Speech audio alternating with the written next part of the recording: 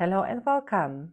I'm Helena from Helena's Fun Art channel, and today I'm presenting my 11 pro tips for colored pencils that I wish I'd known earlier.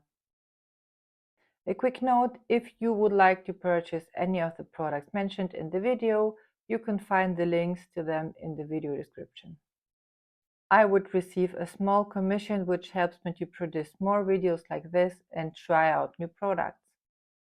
And now let's get to the video.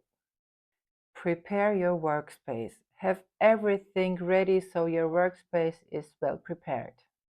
Nothing is more frustrating than interrupting your creative process because something is missing. Think ahead about which materials you will need today, make a list, and gather everything you need. Creating a nice atmosphere is also beneficial for your creativity. Put on some music, make yourself a cup of tea or coffee, and set your phone to Do Not Disturb. Then you can start having fun. Paper. Good paper is crucial for the result of the painting. Which paper you prefer depends on your personal preferences. I prefer lightly textured paper, not too smooth, so the pigments won't adhere, but not too rough either, making smooth transitions difficult. After all, I want to enjoy painting and not struggle against the paper. I recommend Nostalgia paper from Hahnemühle or Artesa's mixed media paper. A personal tip: use tinted paper. Colors stand out more and the contrast is more effective. Masking the edges. Before sketching, mask the edges of the paper. This creates a neat edge, making the drawing look tidy and more professional right from the start. Choose the right reference. Make sure you select a well-lighted reference image.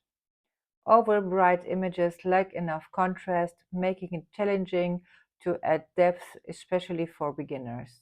On the other hand, too dark images make it difficult to discern shapes.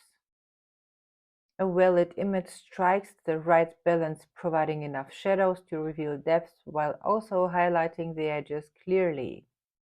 Sketch lightly. A good sketch should be done with very light lines to avoid damaging the paper surface and prevent pencil lines from showing through. If the lines are too dark, lighten them up, for example with a kneaded eraser. This eraser conveniently leaves no residue. If you only have a regular eraser, simply brush away the remains with a dry, large brush. Sharp pencils. Always sharpen your colored pencils well. Don't skimp on this step and take the time to sharpen your pencils properly. This allows you to layer the individual pencil strokes more smoothly, creating smoother transitions. It is important to have a very good sharpener. If you sharpen a lot, an electric sharpener is worth it. Otherwise, a mechanical sharpener will do the job. Remember to regularly replace the blades to avoid damaging the pencil lead. If this isn't impossible with your sharpener, you'll need to replace the entire sharpener. Grip. Pay attention to how hold your pencil. Holding it further back makes application easier but sacrifices some control. Here, I recommend doing some exercises regularly. Holding the pencil closer to the tip allows you to apply more pressure and have more control, though layering becomes slightly more difficult. So consider which grip is right for you. Imagine just holding a brush instead of a pencil. Work in layers. The best results are achieved by working in many thin layers. Try to achieve an even application of pigments to uniform color gradients. Work in small, regular motions. Harsh strokes would be very visible here, which we don't want. Don't blend the layers too quickly. The more light layers you apply, the more beautiful and vibrant the result will be. Transitions will also be smoother and more uniform with more layers. If you finally reach the point of blending, you have several options. You can blend with a special blending solution for particularly gentle transitions. Alternatively, you can use either a blending pencil or simply a white colored pencil. However, the colors may lose some of their vibrancy with the last method. Try out which method you prefer. Don't be afraid to use colors. It may sound strange when talking about colored pencils, but the more you dare to use colors that you don't initially see in the reference, the better the colors will stand out later. By layering colors, you can achieve interesting effects that takes your artwork truly special. Use various materials for support.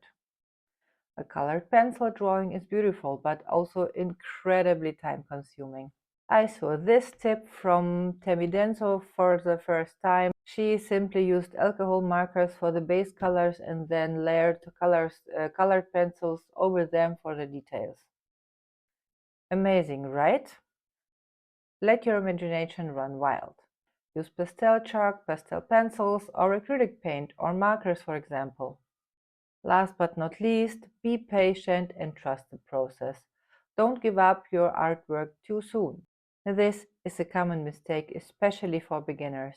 I always say and hear that the first 80% of an artwork doesn't look good.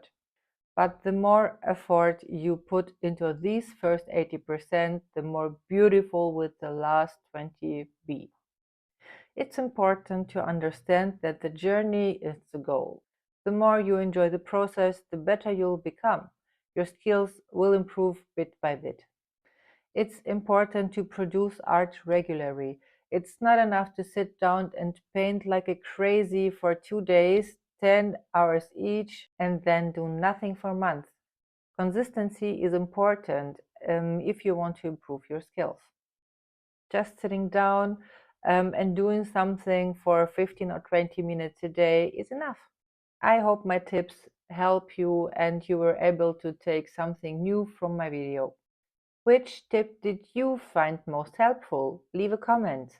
If you enjoyed the video, it would really help me if you subscribe to my channel and leave a like.